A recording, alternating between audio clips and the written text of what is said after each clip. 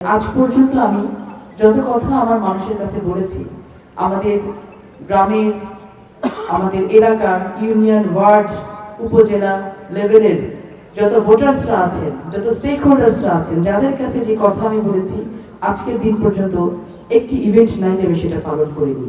আমি আপনাদের কাছে আহ্বান জানাতে চাই, সহযোগিতা চাই, যে আজকে এই মঞ্চে দাঁড়িয়ে সুগার মিলের প্রথম প্রোগ্রামে আমি যে কথাগুলো বলে গেলাম, আপনারা এই কথাগুলো পালন করার জন্য আমাকে সহযোগিতা করবেন।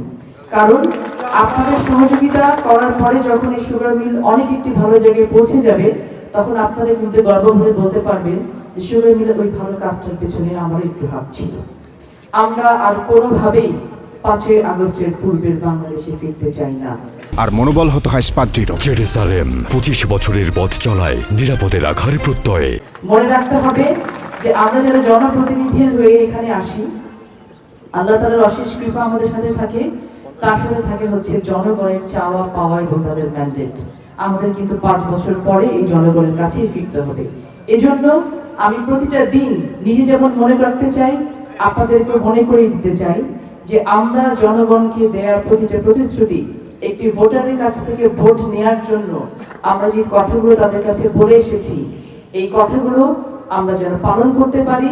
আপনারা সে সহযোগিতা করবেন এবং আপনারা দোয়া করবেন আমার জন্য, যেন আপনাদের সন্তান হয়ে যে সম্মান নিয়ে আমি এখানে এসেছি, আবার যখন 5 বছর পরে ওই সম্মানের সাথেই যেন আমি এখান থেকে যেতে পারি, আবার যেন অতিরিক্ত সম্মান নিয়ে আসতে পারি।